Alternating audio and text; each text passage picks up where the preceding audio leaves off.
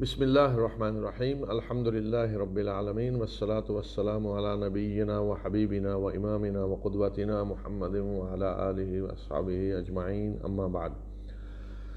جیسا کہ میں نے وعدہ کیا تھا کہ جنگ بدر پہ الگ میں تھوڑی سی بات کروں گا، اور سورہ انفال جو ہم نے آج جس کا ایک حصہ پڑھا ہے، باقی انشاءاللہ کل پڑھیں گے، ساری کی ساری سورت جنگ بدر ہی کے بارے میں ہے۔ تو جنگ بدر حق اور باطل کا پہلا مارکا تھا، پہلی کشمکش تھی جو حق اور باطل کی ہوئی اللہ کے آخری رسول صلی اللہ علیہ وسلم کی بعثت کے بعد۔ تو بدر نام تو رکھا گیا، وہ مقام جہاں جنگ ہوئی وہ جگہ کا نام بدر تھا۔ تو رسول اللہ علیہ وسلم نے جب ہجرت کی مدینہ اور اسلامی حکومت کی وہاں بنیاد رکھی، تو قریش جو مسلمانوں کو مکہ کے اندر ستا رہے تھے، اذیتیں دے رہے تھے، وہ اپنی شرارتوں سے باز نہیں آئے، بلکہ انہوں نے مسلمانوں کو یہاں بھی دھمکیاں دینی شروع کر دیں کہ ہم تمہیں ختم کر دیں گے۔ اور یہودی مدینہ میں جو رہ رہے تھے 3 قبیلے، ان کے ساتھ انہوں نے ساز باز کرنے شروع کی، اور ارد گرد جو دیگر قبائل تھے ان کے ساتھ مل کر کے مسلمانوں کا خاتمہ کیا جائے۔ لیکن رسول اللہ صلی اللہ علیہ وسلم نے بھی مدینہ پہنچ کر فوراً مختلف قبائل سے معاہدے کیے، یہودیوں سے بھی آپ نے معاہدے کر لیے کہ مدینہ کا دفاع سب کی ذمہ داری ہوگی، مل کر کیا جائے گا۔ اور پھر مدینہ کے ارد گرد جو مشرک قبائل تھے ان سے بھی رسول اللہ صلی اللہ علیہ وسلم مسلسل معاہدے کر رہے تھے تاکہ وہ مسلمانوں کے حلیف بن جائیں۔ اور اسی طرح آپ قریش پہ بھی مسلسل یہ دباؤ رکھنا چاہتے تھے کہ تاکہ وہ بھی اس دباؤ میں آ کر مسلمانوں سے تعلقات بہتر کریں اور صلح کرنے کے لیے تیار ہو جائیں۔ اور اس میں سب سے بڑا جو دباؤ ہو سکتا تھا قریش پہ وہ تھا معاشی دباؤ، کہ قریش کی معیشت کا سارا دار و مدار تجارت پہ تھا، اور وہ تجارتی قافلے شام جاتے تھے جو مدینہ کے قریب سے گزرتے تھے، گویا کہ اسلامی ریاست کی حدود سے گزر کر شام جا رہے تھے۔ تو انہی تجارتی قافلوں پہ ان کی معیشت کا دار و مدار تھا۔ تو رسول اللہ صلی اللہ علیہ وسلم نے دیکھا کہ اگر یہاں ان پہ دباؤ بڑھایا جائے اور قریش کو پتہ چلے کہ ان کی یہ تجارت خطرے میں ہے، تو وہ مسلمانوں سے صلح کرنے کے لیے تیار ہو جائیں گے، دب جائیں گے۔ اور بالآخر جب انہوں نے صلح کی ہے، صلح حدیبیہ جو ہوئی، تو وہ بھی آخر اسی وجہ سے ہوئی کہ جب قریش بے بس ہو گئے کہ ان کے تجارتی قافلے اب کہیں نہیں جا سکتے، ہر طرف سے انہیں روک دیا گیا ہے۔ تو اسی ضمن میں رسول اللہ صلی اللہ علیہ وسلم قریش کے مختلف تجارتی قافلوں کو پتہ کرتے رہتے تھے، کون سا قافلہ جا رہا آ رہا ہے، اور اس کے لیے آپ نے باقاعدہ انٹیلیجنس کا ایک پورا نیٹ ورک بنایا ہوا تھا۔ آپ کو اطلاعات ملتی رہتی تھیں، صحابہ کے مختلف گروپ جاسوسی کے لیے مختلف علاقوں میں جاتے رہتے تھے تاکہ ہر قسم کی خبریں، اطلاعات انہیں ملتی رہیں۔ تو قریش کا ایک تجارتی قافلہ شام جا رہا تھا جس میں بہت زیادہ تجارتی سامان تھا، تو آپ کو اطلاع ملی تو آپ نے کچھ صحابہ کو بھیجا کہ اس قافلے کو روکیں، لیکن وہ قافلہ نکل گیا۔ پھر آپ اب دوبارہ پوری اطلاعات لے رہے تھے کہ تجارتی قافلہ وہ واپس کب آ رہا ہے۔ تو جو معلومات آپ کو ملیں اسی کے مطابق پھر آپ مدینہ سے نکلے، تقریباً 313 کے قریب مسلمان ساتھ لے کر اس تجارتی قافلے کو پکڑنے کے لیے۔ اب لوگ یہاں یہ اعتراض بھی کرتے ہیں، بارگاہ مسلم بھی یا ہمارے بعض لبرل مسلمان، وہ دیکھیں جی مسلمان کو قافلے لوٹ رہے تھے۔ قافلہ لوٹنا کب ہوتا ہے؟ کہ جب حکومت کے اندر کوئی گروہ اٹھ کر کوئی قافلے لوٹے۔ تو یہاں اسلامی حکومت اپنی دشمن حکومت کو اپنی حدود کے اندر سے گزرنے کی اجازت نہیں دے رہی تھی کہ ہم ان کے قافلوں کو اپنی حدود استعمال نہیں کرنے دیں گے۔ آج دیکھیں نا، فضائی حدود بھی بند کر دی جاتی ہیں، اور اگر کوئی اس طرح کا جہاز آئے تو اسے زبردستی اتار دیا جاتا ہے۔ شپ آج کسی کی جنگ کی حالت ہو تو شپ کسی کی حدود سے گزر رہے ہوں تو ان پہ قبضہ کر لیا جاتا ہے۔ اسی طرح ٹرانسپورٹ ہوگی، گاڑیاں قافلے ہوں، ٹرانسپورٹ دوسری ٹرک وغیرہ، تو وہ بھی قبضہ کر لیا جائے گا۔ تو قریش مسلمانوں کے ساتھ حالت جنگ میں تھے، سارے عربوں کو مسلمانوں کے خلاف بھڑکا رہے تھے اور خود بھی حالت جنگ میں تھے۔ تو اس لیے اب مسلمانوں نے کس طرح اجازت دے سکتے تھے کہ مسلمانوں کے حدود سے آرام سے وہ قافلے لے جائیں اور تجارت کریں اور منافع کمائیں اور عیاشی کریں، اور اس کے بعد وہی پیسہ کما کر مسلمانوں کے خلاف جنگ کریں؟ تو یہ اجازت کیسے دی جا سکتی تھی؟ تو اسلامی حکومت انہیں اپنی حدود کے اندر سے گزرنے کی اجازت نہیں دے رہی تھی، تو گویا قافلہ جو گزرے گا اس پہ قبضہ کر لیا جائے گا۔ تو قبضہ کون کرے گی؟ افراد نہیں کریں گے جا کر کو لوٹ رہے ہیں، حکومت قبضہ کر لے گی، یہ چیز تھی۔ تو آپ نکلے قافلے کے لیے، تو ابو سفیان اس قافلے کی قیادت کر رہا تھا، تو وہ بھی خبریں لے رہا تھا، اسے بھی ڈر تھا، اندیشہ تھا کہ مسلمان کہیں قافلے پہ حملہ نہ کریں۔ تو اسے اطلاعات ملی کہ مسلمانوں کا لشکر ادھر آ رہا ہے، تو اس نے فوراً مکہ میں پیغام بھیج دیا کہ تمہارا قافلہ خطرے میں ہے، لہذا تم مسلمان قافلے کو بچانے کے لیے نکلو۔ تو قریش کے سب لوگ اکٹھے ہو کر پورا مکہ نکل کھڑا ہوا، ہر خاندان کا فرد اس میں آیا، اور جو نہیں آ سکا اس نے اپنی جگہ کسی اور کو بھیجا، اور سخت غصے کی حالت میں وہ نکلے کہ مسلمانوں کی کیا مجال کو ہمارے قافلے کو روکنے کی کوشش کریں، ہم انہیں سبق سکھائیں گے، ہم انہیں ملیہ میٹ کر دیں گے، اس طریقے سے غصے سے وہ نکلے۔ اور حتیٰ کہ وہ لوگ جو مسلمانوں کے خیر خواہ تھے انہیں بھی قبائلی نظام کے مطابق نکلنا پڑا۔ حضرت عباس رضی اللہ تعالیٰ عنہ، رسول اللہ صلی اللہ علیہ وسلم کے چچا، وہ تو مسلمانوں کے خیر خواہ تھے، تو ابھی انہوں نے اسلام کا اعلان تو نہیں کیا تھا، لیکن ان کی پوری ہمدردیاں مسلمانوں کے ساتھ تھیں، انہیں بھی ساتھ نکلنا پڑا، کیونکہ قبائلی نظام میں اپنی قوم کا ساتھ دینا پڑتا ہے۔ وہ بھی نکلے، اور اسی طرح حضرت علی کے بھائی عقیل، رسول اللہ صلی اللہ علیہ وسلم کے چچا زاد بھائی، خیر وہ انہوں نے تو ابھی اسلام قبول نہیں کیا تھا، تو اس طرح بنو ہاشم کے لوگ بھی اس میں آئے۔ تو اس طرح تقریباً 900,000 کے قریب قریش کی تعداد تھی۔ تو یہ نکلے بدر کی طرف، کیونکہ وہی جگہ تھی جہاں سے قافلہ گزر رہا تھا۔ تو رسول اللہ صلی اللہ علیہ وسلم جب آگے بڑھے کچھ، تو آپ کو اطلاع مل گئی کہ قافلہ تو نکل گیا ہے لیکن اب لشکر آ رہا ہے۔ تو یہاں وہ حالت ہے جس کو آیات جو ہم نے پڑھی کہ پھر اللہ تعالیٰ نے فرمایا کہ اب مسلمانوں کی حالت یہ ہے کہ جیسے موت کی طرف جا رہے ہیں، یعنی جب انہیں پتہ چلا کہ یہاں تو جنگ لڑنی پڑے گی، تو وہاں رسول اللہ صلی اللہ علیہ وسلم نے پھر مجلس شورا بلائی، مشورہ کیا کہ اب کیا کیا جائے، اس لیے کہ آپ نکلے تھے قافلے کے لیے، تو مسلمانوں کے سامنے صورتحال رکھی۔ تو انصار نے تو سب سے پہلے کہا کہ سب سے پہلے مہاجرین اٹھے، انہوں نے کہا جی ہم تیار ہیں جو آپ حکم دیں، لیکن آپ چاہتے تھے انصار بھی اپنی رائے دیں۔ پھر انصار کے سردار اٹھے، انہوں نے بھی کہا کہ اللہ کے رسول صلی اللہ علیہ وسلم ہم آپ کے ساتھ ہیں، جن سے آپ کہیں گے ہم لڑیں گے، جن سے آپ کہیں گے ہم صلح کریں گے۔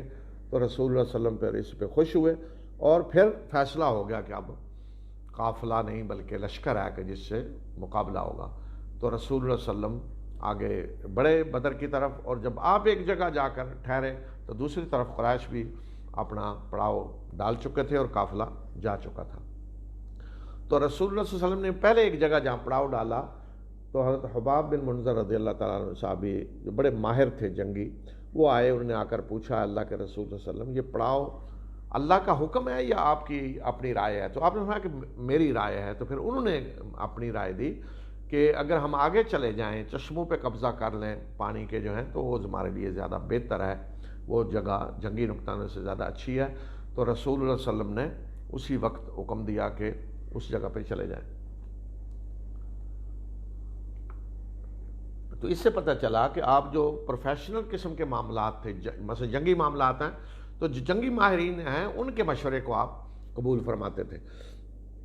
تو اس طرح پھر اب میدان سج گیا، سامنے قریش کا لشکر، اور دوسرے دن اب گویا کہ جنگ ہونی ہے۔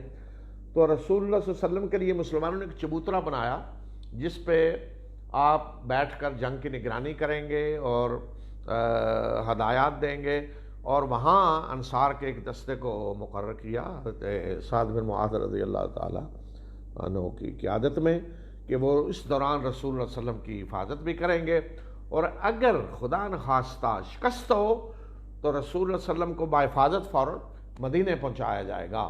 اس طرح ایک مستعد دستہ حضرت سعد کی قیادت میں وہاں موجود تھا۔ تو اب صبح جب جنگ ہونی تھی تو مسلمانوں پہ اللہ نے جو فضل کیا اس میں ایک تو یہ کہ ان پہ اونگ طاری کر دی، جس کا قرآن میں ذکر ہے کہ تاکہ نیند انہیں آئے، خوف ختم ہو، اور اس طرف بارش ہوئی، ریت تھی، مسلمانوں کے قدم جمنے لگے، اور اسی بارش سے اللہ تعالیٰ نے فرمایا شیطان کے گندگی کو، وسوسہ اندازی کو بھی اللہ تعالیٰ نے دور کر دیا۔ تو اس طرح یہ پہلے ہی چیزیں جو ہیں اللہ کی طرف سے مدد کے طور پہ آئیں. پھر اللہ کا وعدہ تھا فرشتے اس میں آ کر مدد کریں گے، لیکن یہ ہے کہ فرشتوں کو کسی نے دیکھا نہیں، نہ مسلمانوں نے نہ کافروں نے، اس لیے کہ غیب کا پردہ نہیں ہٹتا. غیب کا پردہ ہٹ جائے، فرشتے اعلانیہ نظر آنے لگے، تو پھر دنیا میں امتحان نہیں ہو سکتا. تو پھر دوسرے دن جب دونوں لشکر آمنے سامنے ہوئے تو پہلے کچھ لوگوں نے جو عقل مند تھے قریش میں، انہوں نے جنگ روکنے کی کوشش کی، جن میں عتبہ بن ربیعہ تھا. اب عتبہ کا اپنا بیٹا ابو ولید ادھر مسلمانوں کی طرف تھا. اسی طرح اور قریش کے بہت سارے لوگ تھے جن کا کسی کا بیٹا ادھر ہے مسلمانوں کی طرف، کسی کا بھائی ہے، کسی کا ماموں ہے، کسی کا چچا ہے، کسی کا باپ ہے. یہ صورتحال تھی. جو مہاجرین تھے وہ ان کے تو سب کے رشتہ دار دوسری طرف سامنے کھڑے تھے نا لڑنے والے. تو عتبہ نے کوشش کی کہ جنگ روکی جائے، اور رسول اللہ علیہ وسلم نے اشارہ کر کے کہا کہ یہ جو فلاں اونٹ والا ہے نا، اس کے پاس اچھی خبر ہے، یعنی یہ جو کوشش کر رہا ہے وہ بہتر ہے، اگر اس کی بات مانیں گے تو شاید جنگ رک جائے. رسول اللہ علیہ وسلم نہیں چاہتے تھے جنگ ہو. تو اللہ تعالیٰ فرما رہے ہیں کہ اللہ تعالیٰ نے ماحول ایسا بنا دیا کہ جنگ ہو. اس کے لیے حتیٰ کہ اللہ تعالیٰ نے فرمایا، آگے آیات جو کل ہم پڑھیں گے، کہ اللہ تعالیٰ نے اس مسلمانوں کی تعداد انہیں کم دکھائی، ان کی تعداد مسلمانوں کو کم دکھائی، تاکہ ہر کوئی جنگ کے لیے تیار ہو جائے. اس طرح کی فضا اللہ تعالیٰ نے بنا دی تاکہ اب فیصلہ ہو جائے حق پہ کون ہے اور باطل پہ کون ہے. تو بہرحال ابو جہل جو ہے وہ سب سے زیادہ کوشش کر رہا تھا جنگ ہو، بھڑکا رہا تھا جنگ پہ لوگوں کو. جب عتبہ نے روکنے کی کوشش کی تو اس کے خلاف ہو گیا کہ یہ بزدل ہے. تو بالآخر حتیٰ کہ جنگ شروع ہوئی. تو جنگ میں اللہ تعالیٰ نے مسلمانوں کو بہت بڑی کامیابی عطا کی. قریش کے 70 بڑے بڑے سردار مارے گئے، جن میں عتبہ اور شیبہ اور ولید،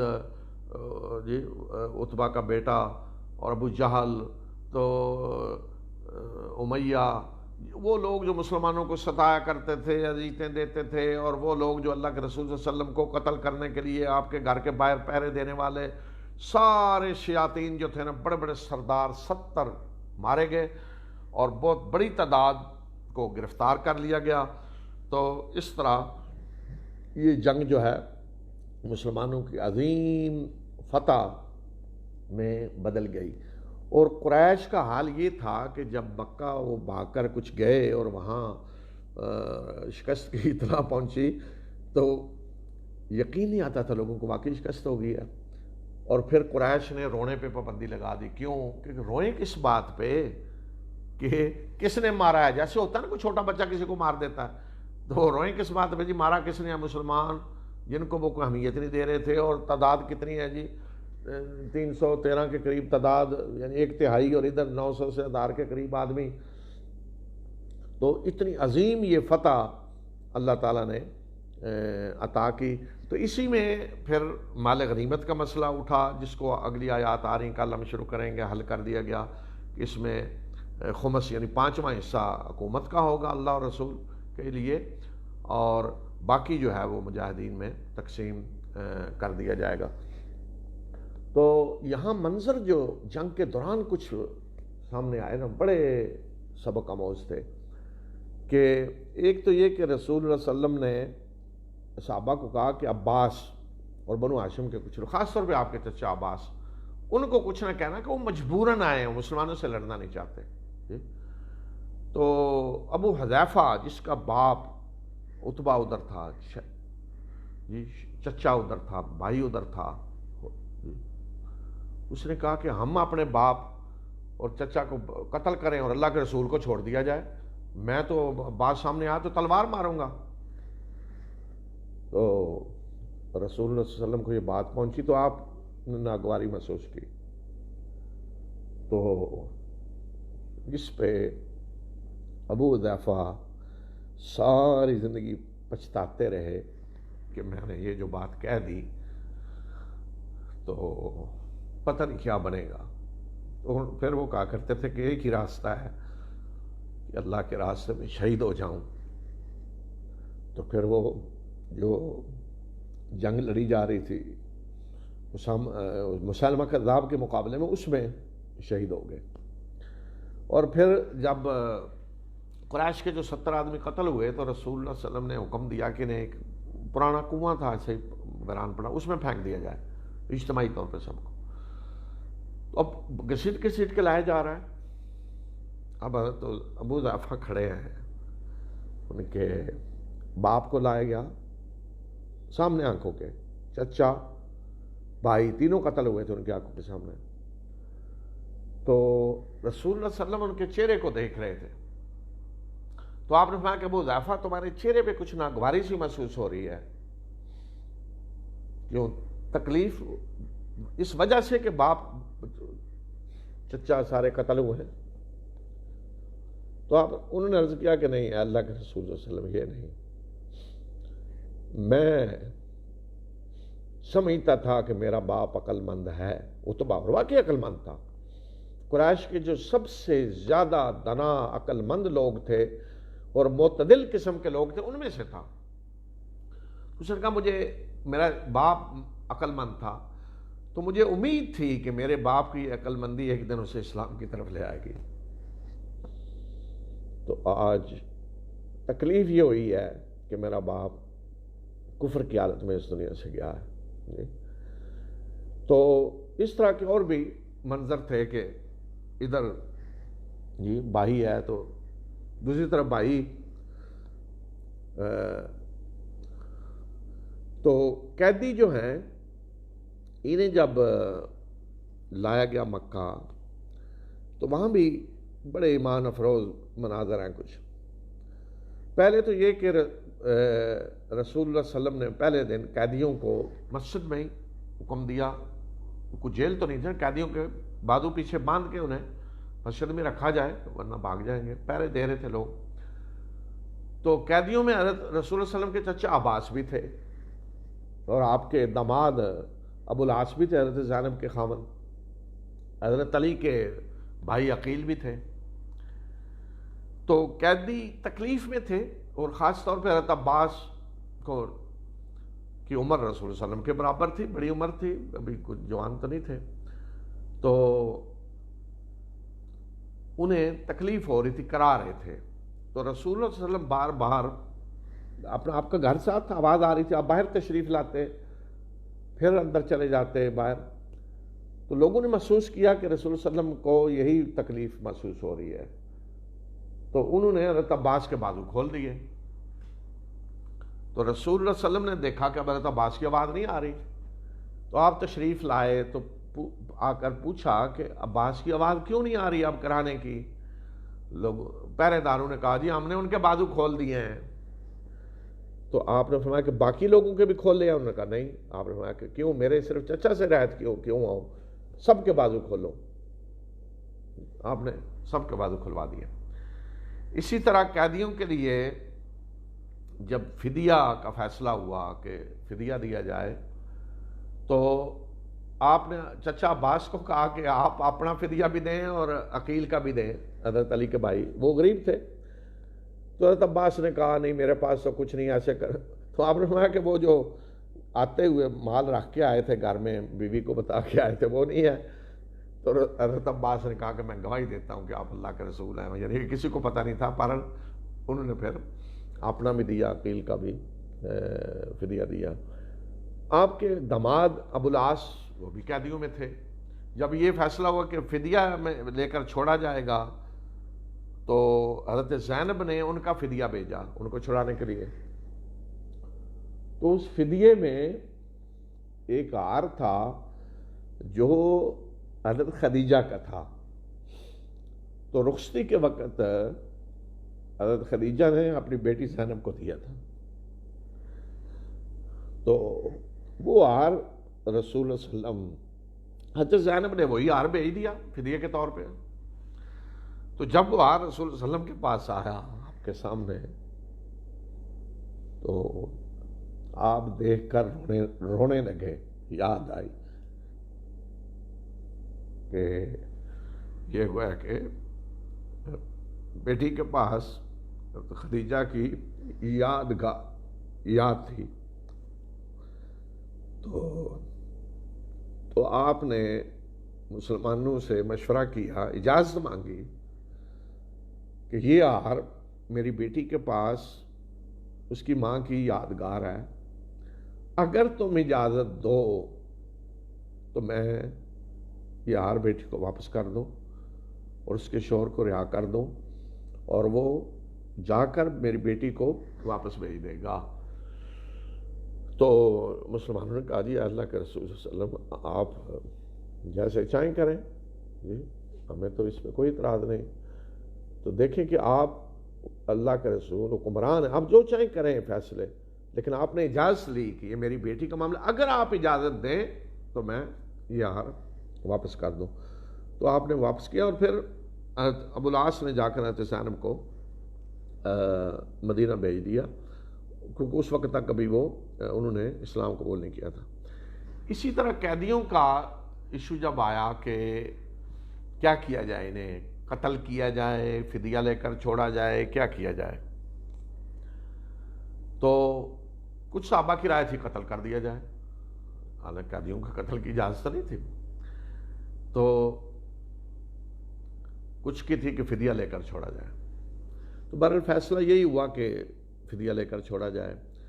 تو جب یہ فیصلہ ہوا تو پھر آیات نازل ہوئی جو کل ہم انشاءاللہ پڑھیں گے، کہ اللہ تعالیٰ نے کہا کہ یہ جو فدیہ لے کر چھوڑنے کا آپ نے فیصلہ کیا ہے یہ فیصلہ صحیح نہیں۔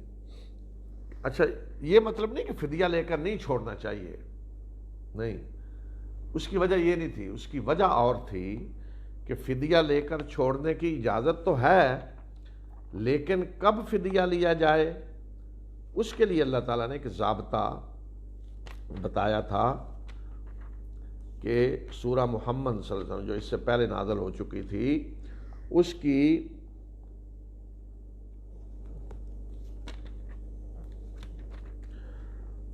کی آیت نمبر 4 میں اللہ تعالیٰ فرما رہے ہیں فَإِذَا لَقِيتُمُ الَّذِينَ كَفَرُوا فَضَرْبَ الرِّقَابِ، کہ جب کافروں سے تمہارا آمنا سامنا ہو یعنی جنگ میں تو ان کی گردنیں اڑاؤ، یہاں تک کہ جب اچھی طرح انہیں کچل دو، حَتَّى إِذَا أَسْخَنْتُمُوهُمْ، اچھی طرح کچل دو، فَشُدُّوا الْوَثَاقَ، پھر قیدی بناؤ، فَإِمَّا مَنًّا بَعْدُ وَإِمَّا فِدَاءً، پھر یا تو احسان کر کے چھوڑ دو یا فدیہ لے کر، دونوں طرح تم کر سکتے ہو۔ تو یہاں مسئلہ یہ نہیں تھا کہ جی فدیہ لے کر چھوڑا جائے یا ویسے چھوڑا جائے، یہ نہیں تھا، مسئلہ یہ تھا کہ قیدی بنانے سے پہلے اچھی طرح کچلو۔ اب جنگ بدر میں کیا ہوا کہ مسلمانوں نے جلدی جلدی قیدی بنانا شروع کر دیے، تو یہی بات جب حضرت سعد بن معاذ رضی اللہ تعالیٰ عنہ نے دیکھی تو ان کے چہرے پہ بھی ناگواری سی آئی، تو رسول اللہ صلی اللہ علیہ وسلم نے ان سے پوچھا کیا بات ہے، کیوں؟ تو انہوں نے یہی بات کی کہ اللہ کے رسول صلی اللہ علیہ وسلم یہ پہلا موقع ملا ہے ہمیں جنگ میں، تو ہمیں انہیں اچھی طرح کچلنا چاہیے، لوگوں نے انہیں قیدی بنانا شروع کر دیا ہے تو کچلنا چاہیے، انہوں کو پھر لڑنے کے لیے آ جائیں، اچھی طرح کچلنا چاہیے۔ تو اصل بات یہ تھی کہ اس پہ پورا طرح عمل نہیں ہوا تھا کہ اچھی طرح ان کی طاقت کو توڑے بغیر قیدی بنا لیے گا، ورنہ قیدی بننے کے بعد تو اجازت تھی کہ یا تم احسان کر کے چھوڑو یا پیسے لے کر، کوئی دونوں طرح کر سکتے ہو۔ قیدی کو قتل کرنے کا تو یہاں نہیں ہے کہ قیدی پھر تمہیں اجازت ہے قتل کرو یا چھوڑو، اسلام میں قیدی کو قتل کرنا تو اجازت نہیں ہے۔ تو یہ تھا الا یہ کچھ جنگی مجرم ہو، مثلا اس میں جن قیدیوں کو ایک دو کو رسول صلی اللہ علیہ وسلم نے قتل کا حکم دیا وہ جنگی مجرم تھے، ورنہ عام کسی قیدی کو قتل کرنے کی اجازت نہیں ہے۔ تو یہ تھا کہ اچھی طرح کچلو پھر قیدی بناؤ، تو یہاں یہ نہیں ہوا تھا، اچھی طرح کچلنے سے پہلے قیدی بن گئے تھے، تو اس لیے اللہ تعالیٰ نے فرمایا کہ اگر یہ پہلے حکم آنا چکا ہوتا جو یہاں ہے سورہ محمد میں، تو جو فدیہ تم نے لیا اللہ عذاب آ جاتا، اللہ کی پکڑ آ جاتی، تو چونکہ پہلے اللہ نے اجازت دے رکھی ہے فدیہ لینے کی تو اس لیے اب تم کھاؤ، یہ تمہارے لیے حلال ہے۔ تو اصل وہ کمی تھوڑی سی رہ گئی تھی اس میں جس پہ پکڑ ہوئی۔ تو پھر جو فدیہ دے سکتے تھے قیدی ان سے فدیہ لیا گیا، جو فدیہ نہیں دے سکتے تھے تو وہ پڑھے لکھے تھے تو ان کی ڈیوٹی یہ لگائی گئی کہ مسلمان بچوں کو لکھنا سکھلائیں، کتابت لکھنا سکھلائیں۔ مکہ کے لوگ تو پڑھے لکھے تھے، مطلب لکھنا جانتے تھے، مدینہ میں نہیں تھی یہ بات، تو رسول اللہ صلی اللہ علیہ وسلم نے یہ حکم دیا۔ اس سے پتہ چلتا ہے کہ جو دیکھیں پروفیشنل چیزیں ہیں نا تو وہ اس کے لیے کوئی مسلمان ہونا ضروری نہیں کہ آپ مسلمان سے سیکھیں. اب وہ تو کافر تھے نا، مشرک تھے سارے، اب مسلمان بچوں کو سکھلا رہے ہیں. کیا سکھلا رہے ہیں؟ لکھنا سکھلا رہے ہیں نا. جیسے آج کے جو کافر ہے کمپیوٹر سائنس پڑھا رہا ہے، کافر ہو کوئی بھی ہو، کو آپ یہ تو نہیں کافر سے آپ قرآن سیکھ رہے ہیں اور اس سے کوئی حدیث سیکھ رہے ہیں. باقی جو دنیا کے علوم ہیں تو وہ جس سے چاہیں آپ سیکھیں. تو رسول اللہ صلی اللہ علیہ وسلم نے قیدیوں کے بارے میں یہ جو فیصلہ کیا توڑ دیں کہ ہم کیوں کہ تقریر نہ کر سکیں. دان ٹوٹے ہوں اگلے تو آدمی بول نہیں سکتا خطیب کی طرح، اس لیے کہ یہ تقریر نہ کر سکیں. تو نبی صلی اللہ علیہ وسلم نے فرمایا کہ پہلی چیز تو یہ ہے عمر کہ مسلح، زندہ انسان کے جسم کا کوئی حصہ توڑنا، کہ زندہ ہے اس کا ہاتھ کاٹنا، دانت کاٹنا، کان، مسلح اللہ نے منع کیا ہے اس سے. جی اللہ نے اس سے منع، کسی کو اجازت نہیں دی. دوسرا یہ کہ آپ نے فرمایا عمر تمہیں کیا پتا کہ ایک دن یہی خطیب اسلام کا دفاع کرتے ہوئے کھڑا ہوگا، اسلام کے لیے خطابت یہ کام آ رہی ہوگی، یہ صلاحیتیں. تو جب رسول اللہ صلی اللہ علیہ وسلم کی وفات کے بعد مرتد ہوئے لوگ، مکہ والے بھی قریب تھا مرتد ہو جائیں، تو سہیل بن عمر ہی تھے جنہوں نے تقریر کی کھڑے ہو کر، اور خطابت کا زور وہ تھا کہ مکہ میں سے کوئی مرتد نہیں ہوا. جی تو یہی قیدی جو تھے، انہیں میں بہت سے لوگوں نے اسلام قبول کیا.